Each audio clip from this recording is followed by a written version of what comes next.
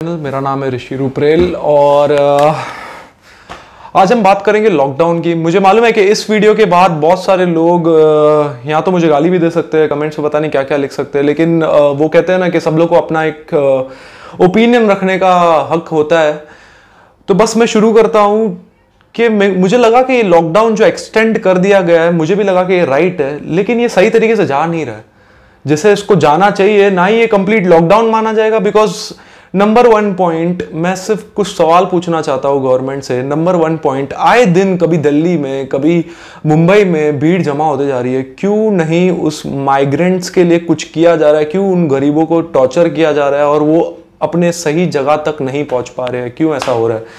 जबकि इलेक्शन के वक्त जो सारे ये रहते हैं, एमएलएज रहते हैं, सब अपने प्रचार में लगे रहते हैं और पता नहीं कितने करोड़ों रुपए अपने जो पब्लिसिटी में, अपने प्रमोशंस में, मीडिया में खर्च कर डालते हैं। तो लेकिन वो अभी एक इन सारे लोगों के लिए एक एयरलिफ्ट या कोई ट्रेन के द्वारा, यहाँ इतनी सारी बसेस है, यहाँ पर हमारे इंडिया में बसेस की कोई कमी नहीं है, सोशल डिस्टेंसिंग रखते हुए क्यों उनको पहुंचा नहीं पा रहे?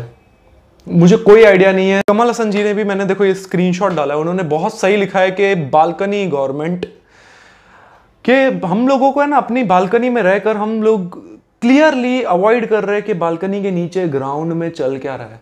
मैं अभी मुझे पता है कि बहुत सारे लोग क्या लिखेंगे, तू बैठे बैठे क्या बकवास कर रहा है, तू खुद कुछ नहीं कर लेता है, तू खुद की। मैं अपना पार्ट मुझसे जितना हो पा रहा है मैंने किया, लेकिन अभी पावर में जो है, मेरे पास जितना पावर है, मैं तो कोई आपकी तरह ही आम इंसान हूं, लेकिन पावर में जो है गवर्नमेंट, वो क्यों इतना बड़ा डिजास्टर हो रहा है, वो क्यों बराबर स्टेप्स नहीं ले पा रही है? आए दिन कभी ये किस तरीके का लॉकडाउन? ये कंप्लीटली लॉकडाउन भी नहीं माना जाएगा कि आए दिन इतना केओस क्रिएट हो रहा है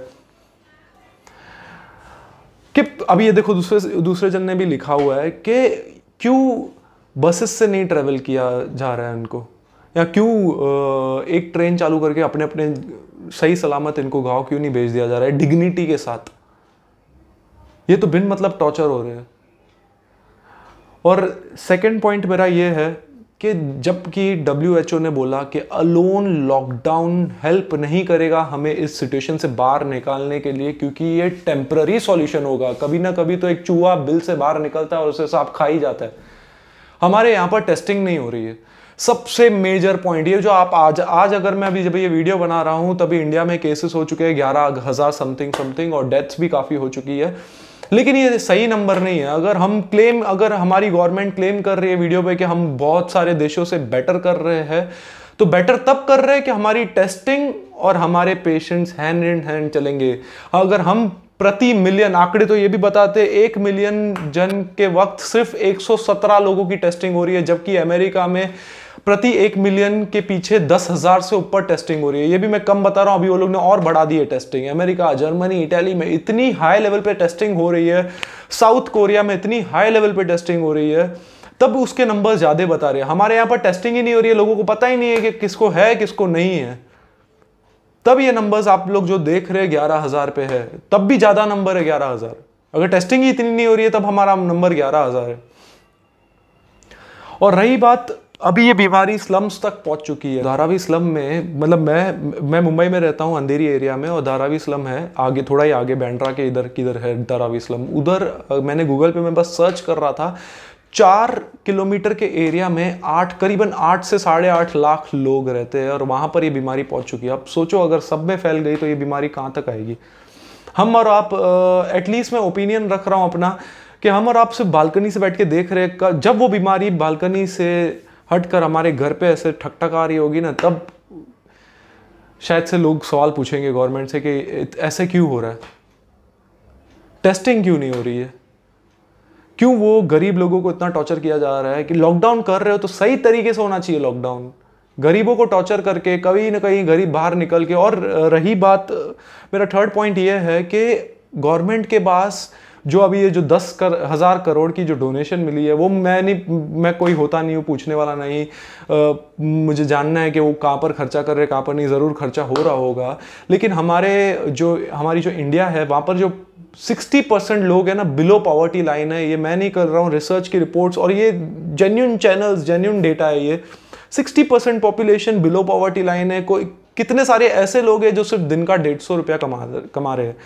तो ये स्ट्रेटेजिक लॉकडाउन नहीं है, ये बस एक साथ लॉकडाउन लगा दिया गया है, जिसमें क्या वो 150 रुपया कमाने वाला, जो वो भी हैंड टू माउथ है, क्या वो इतने दिन तक अपने घर के अंदर रह पाएगा? बस यही कुछ सवाल है। और साथ ही साथ अब बस ये तो डेटा की बात हो गई, अब मैं अपना ओपिनियन रख रहा हूं कि जब भी कभी प्राइम मिनिस्टर हमारे मैं किसी भी गवर्नमेंट के खिलाफ नहीं हूँ, मैं खुद रिस्पेक्ट करता हूँ प्राइम मिनिस्टर मोदी जी की, लेकिन जब भी आ रहे हैं वही सेम इन्फॉर्मेशन मिल रही है। वो इन्फॉर्मेशन देना ज़रूरी है कि हमें अपना हैंड सैनिटाइज करना है। सब लोग, मेजॉरिटी ऑफ पीपल अभी कर रहे हैं, जो हमारे मिडिल क्लास फैमिली से जो बिलोंग करते हैं वो कर रहे हैं, बार बार हैंड सैनिटाइज करते हैं, बार बार मास्क पहन रहे हैं। लेकिन ये आश्वासन लोगों को क्यों नहीं मिल रहा है कि ग्रोसरी स्टोर्स कभी भी बंद नहीं होंगे, वो खुले रहेंगे? वो लोग को पैनिक से बचाना सबसे बड़ी रिस्पॉन्सिबिलिटी है। लोग हमेशा केओस कर रहे हैं। ये मंडे मैं बता दूं, मैं अंधेरी में रहता हूं, लोखंडवाला एरिया में, लोखंडवाला एक पॉश एरिया है अंधेरी की, वहां पर पूरा लोखंडवाला मंडे को नीचे उतरा हुआ था ग्रोसरी शॉपिंग के लिए कि कहीं कल जाकर ये ग्रोसरी मिलना बंद हो ना जाए, सामान मिलना बंद ना हो जाए, क्योंकि फ्राइडे सैटरडे संडे सारी दुकानें बंद करा दी गई थी। इससे पैनिक क्रिएट हुआ और मंडे को सारे लोग, एक बार दुकान खुली तो नीचे चले गए। तो हमारे प्राइम मिनिस्टर जी को यह आश्वासन देना चाहिए लोगों को कि यार कभी भी अनाज की कमी नहीं होगी, और जब भी ग्रोसरी स्टोर के कोई सर्टन आवर्स खुला रखो। पता नहीं कभी अचानक से 3 दिन 4 दिन ग्रोसरी नहीं मिलती, कुछ नहीं मिलती, फिर अचानक से मंडे मिलने लग जाती है। अचानक से कोई भी मैसेज सुन के, गरीब की तो बाद में बात करूं, यहाँ पर मिडिल क्लास रिच BMW में लोग ऐसे नीचे आके खड़े हो जाते और चालू हो जाते केओस करना सामान लेने के लिए। लाइन बता दूं, पूरा रास्ता भरा हुआ था लोखंडवाला का जब मंडे को ये अनाउंस हुआ था कि लॉकडाउन एक्सटेंड होगा। और जब 3 दिन तक दुकानें खुली नहीं थी राशन की, राशन लोगों को लगा कि अब ये खत्म हो जाने वाला है, इसके बाद कभी दुकानें खुलेगी नहीं, सिर्फ हर मंडे खुलेगी, लोग पूरे रास्ते पे आ गए थे। तो ये किस प्रकार का कभी केओस हो रहा है, कभी गरीब लोग नीचे आ रहे हैं, तो ये नहीं लॉकडाउन बराबर हो रहा है। ऐसे तो लॉकडाउन बढ़ता चला जाएगा, बढ़ता चला जाएगा, बढ़ता चला जाएगा, और गिनती भी बढ़ते चले जाएगी, क्योंकि गिनती तो बढ़नी है, बिकॉज टेस्टिंग उतनी नहीं हो रही है। अगर इंडिया ये स्टेप लेता है, आगे जाकर हाई टेस्टिंग किट्स मंगाता है और टेस्टिंग करना शुरू करता है, तो डेफिनेटली हमारा भी नंबर यूज ही आने वाला है।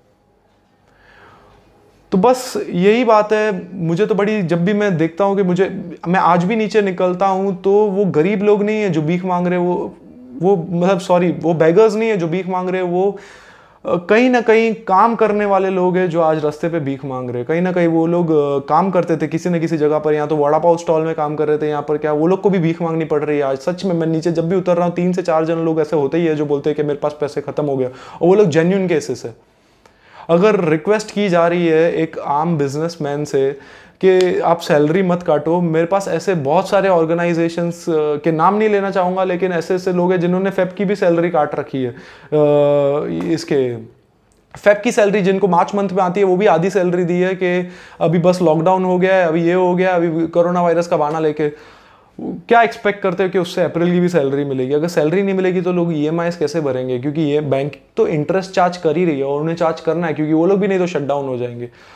तो लॉकडाउन एक स्ट्रेटेजिकली, मेरे हिसाब से स्ट्रेटेजी होनी चाहिए लॉकडाउन की। हाँ, मालूम है कि ये बीमारी बहुत ज़्यादा बड़ी है, और स्ट्रेटेजिक लॉकडाउन जिसमें flights, huge gatherings, birthday parties, gyms और भी बहुत सारे क्लब्स, ये सारे चीज़ें बंद होनी चाहिए, वो बंद रहनी चाहिए। लेकिन जो ग्रोसरी स्टोर्स होते हैं, कंस्ट्रक्शन साइट्स में जो इतने सारे वर्कर्स काम कर रहे हैं, उनके लिए भी गुजारे के लिए कुछ ना कुछ कंस्ट्रक्शन साइट्स और भी बहुत सारे सेक्टर्स है जिसमें ये गरीब लोग काम कर रहे हैं, एटलीस्ट वो खुले रखने चाहिए, so that at least they are able to survive.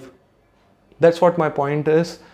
बस यही आज के सवाल थे मेरे मन में, तो जितने भी सवाल थे मैंने पूछ डाले। अगर आप लोगों को कुछ ऐसा लगता है, अगर आप लोग भी मेरे साथ हो, तो इस वीडियो को ज़रूर शेयर करिएगा।